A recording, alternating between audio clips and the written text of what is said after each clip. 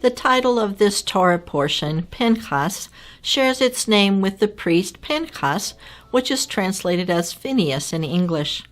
The portion opens with the declaration that Pinchas' zealousness towards God turned aside God's wrath, and as a result he was awarded with a special covenant with God, a covenant of peace. Numbers 25:10-12. Then the Lord spoke to Moses, saying, Phinehas, the son of Eleazar, the son of Aaron the priest, has turned back my wrath from the children of Israel, because he was zealous with my zeal among them, so that I did not consume the children of Israel in my zeal. Therefore say, Behold, I give to him my covenant of peace. Notice that when Pinchas acted with God's zeal to destroy the sin within the camp, God did not need to act directly. If God had done so, he would have consumed the entire camp of Israel. What action did Pinchas take that turned away God's wrath and resulted in this great reward? What is a covenant of peace? I'm Brenda Cathcart, and this is Words from Our Father.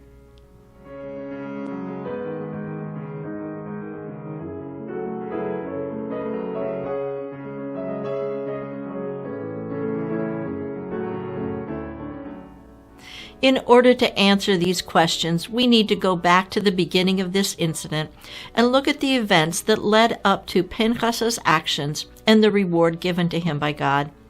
In the previous Torah portion, Balak, the king of Moab, allied with the elders of Midian and paid Balaam to curse the children of Israel. God turned that curse into a blessing. Deuteronomy 23:5. Nevertheless, the Lord your God would not listen to Balaam, but the Lord your God turned the curse into a blessing for you, because the Lord your God loves you. After this incident, when it seemed that the Moabites and Midianites had stopped trying to destroy the children of Israel, the Israelites began to mingle with the Moabites and Midianites. Logically, this makes sense.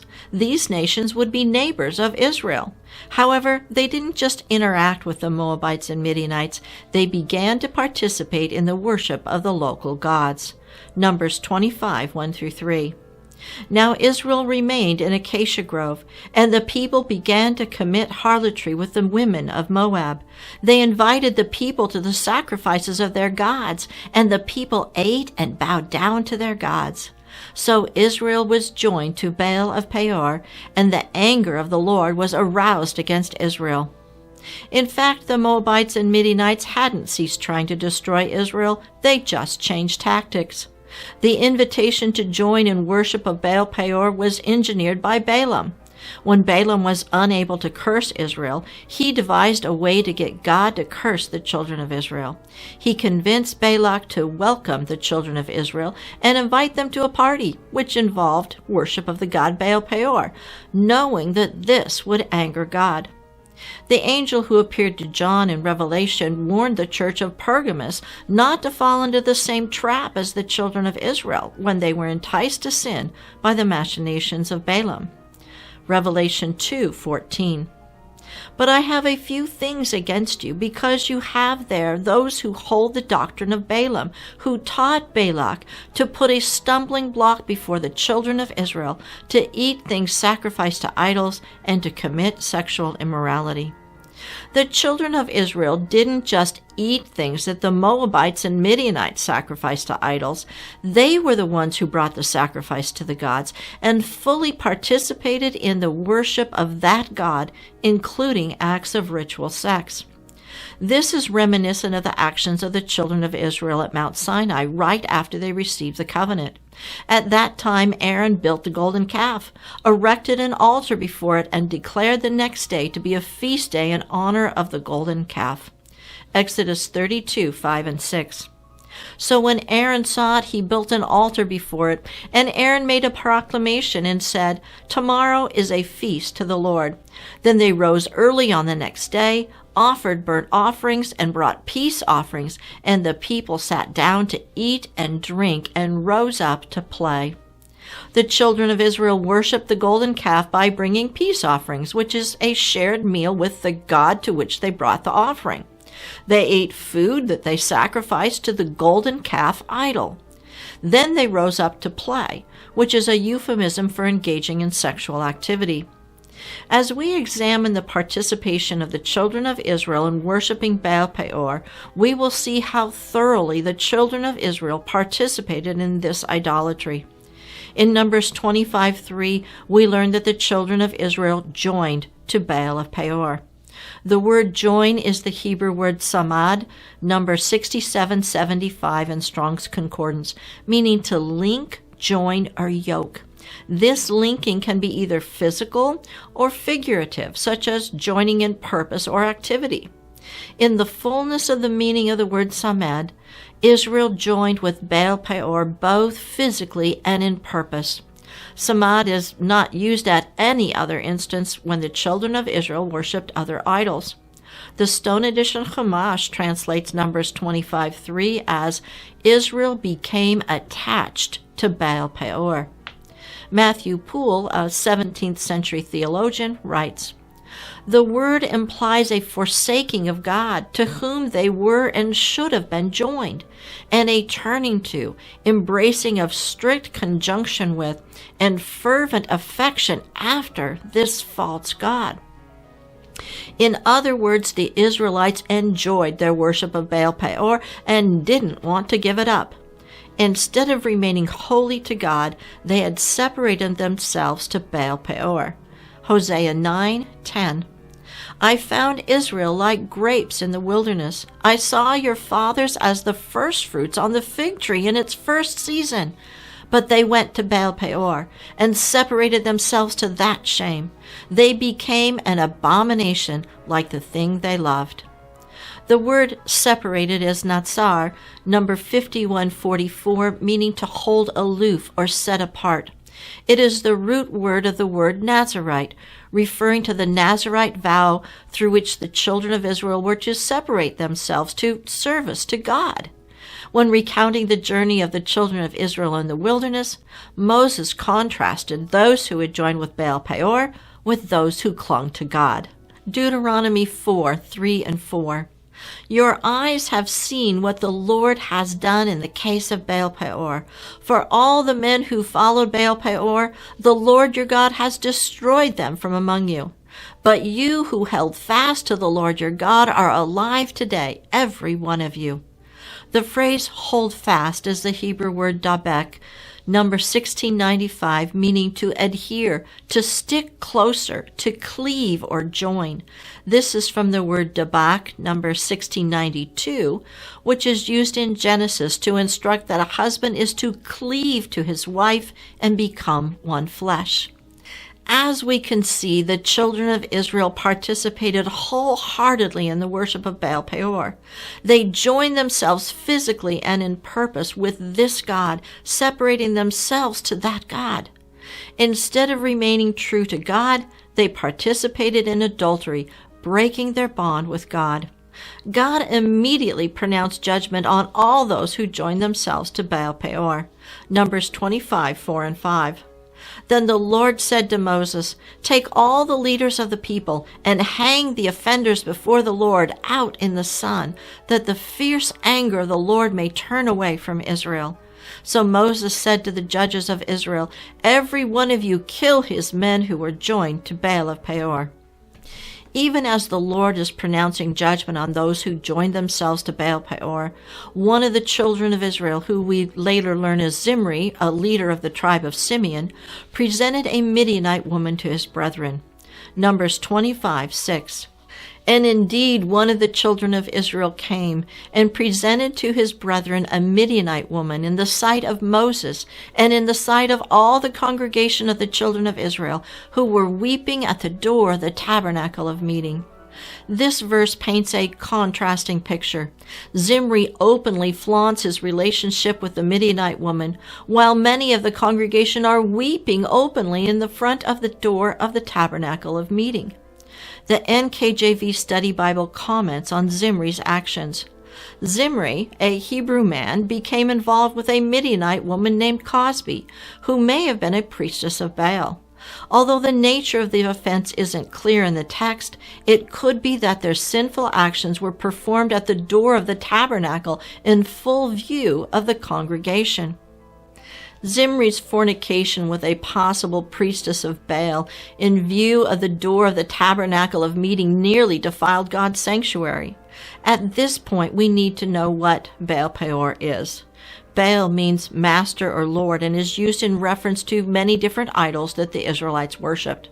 The name Peor is from the name of the hill or mountain above the plain of Moab where this event took place. It is the hill from which Balaam spoke his prophecies over Israel. Numbers 23:28. So Balak took Balaam to the top of Peor that overlooks the wasteland. The early church father Jerome associates Baal Peor with the god Chemosh. The Jewish Encyclopedia states that this form of Baal worship especially called for sensual indulgence.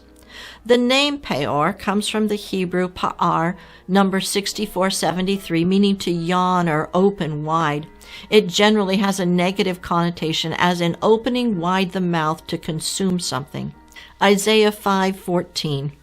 Therefore Sheol has enlarged itself and opened its mouth beyond measure. Their glory and their multitude and their pomp, and he who is jubilant shall descend into it. In this case, the open mouth of Sheol opens to receive or consume the dead.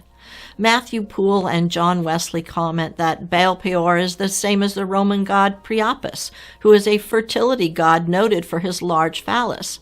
Understanding the nature of this worship helps to understand Pinchas' actions and why his actions stopped the plague.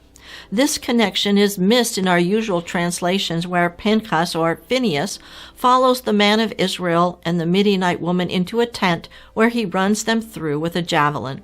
Numbers 25:7 and 8. And when Phinehas, the son of Eleazar, the son of Aaron, the priest, saw it, he rose up from among the congregation and took a spear in his hand. And he went after the man of Israel into the tent, and pierced both of them through, the man of Israel and the woman through her belly. So the plague was stayed from the sons of Israel. Notice that Pinchas' actions stopped the plague. Apparently, in addition to the command for each leader to kill the men under their command who participated in worshiping Baal Peor, God sent a plague. This is the same punishment that God sent on the children of Israel after they worshipped the golden calf. At that time, God sent a plague as well as having the Levites kill those who worshipped the calf. There are also a couple of words that add to our understanding of Pinchas' actions and the results of his actions. The Hebrew word that is usually translated as tent is ohel, number 168. In verse 8, the Hebrew word used is kubah, number 6898, meaning a domed cavity. This is the only place in the scriptures that this word is used. As such, its use here is important. Another significant word in verse 8 is the word belly. It is translated from the Hebrew word kobah, number 6897, meaning the abdomen as a cavity or the belly. Kubah and kobah are from the same Hebrew root word. The connection between these two words is even more significant when we examine the root word itself. It is kebab, number 6895, meaning to scoop out, figuratively to malign or execrate, such as stabbing with words. It can also mean to curse. In fact, the only place this word is used in Scripture is when Balak wants Balaam to curse Israel. There's one more connection. Pinchas' name, number 6372, means mouth of a serpent. Okay, let's see if we can put this together. Balak wants Balaam to curse Israel, literally to scoop out and make Israel hollow. Zimri takes Cosby into his tent, a place that is or has been made hollow and empty. Pinchas takes a spear and pierces Cosby in her belly, an empty or hollow cavity. In connection with Baal Peor, with the wide open mouth ready to consume Israel, Pinchas thrusts his spear in the hollow place of Baal Peor's priestess and the open mouth of the serpent. Pinchas figuratively kills Baal Peor, the representative of the serpent, removing him from among the children of Israel and stopping the plague. Pinchas' actions also return the curses of Balaam back on him. After God purifies the camp of Israel, he sends the children of Israel to take vengeance on the Midianites. Balaam is killed in this battle. As a result of Pinchas' actions, God grants a covenant of peace to him. Numbers 25:12 and 13. Therefore say, Behold, I give to him my covenant of peace, and it shall be to him and his descendants after him a covenant of an everlasting priesthood, because he was zealous for his God and made atonement for the children of Israel. The Lord praised Pinchas, saying that Pinchas turned back God's wrath because Pinchas was zealous with my zeal. The word translated as zealous or zeal is kana, number 7065, meaning to be or cause to make zealous, jealous, or envious. We think of jealousy as a negative trait, whereas being zealous is positive. We are not to be jealous or envious of others, yet we are to be zealous in protecting what belongs to us. A jealous husband is not a pretty sight, but a husband zealous to protect his wife is a beautiful sight. Israel is God's bride, his people. Her love, loyalty, and passion belong to God. However, she gave all those things to Baal Peor when she joined herself to him. God is jealous as a betrayed husband and zealous to reclaim what is his. First Fruits of Zion in Torah Club Volume 1, Unrolling the Scroll, write, God is jealous in the sense that a loving husband is jealous over his wife. If your spouse told you, I don't care if you see other people, it doesn't bother me, you would be alarmed that he or she no longer holds your wedding vows sacrosanct. It should bother you that your spouse had such little affection for you that infidelity was not even an issue. God's jealousy over us is an indication of his love for us. Pinchas acted with God's zeal as a protective husband would to protect and demonstrate his love for a wife. By doing so, he demonstrated his love and commitment to God. This reciprocal love and commitment were rewarded by God with his covenant of peace. What is a covenant of peace?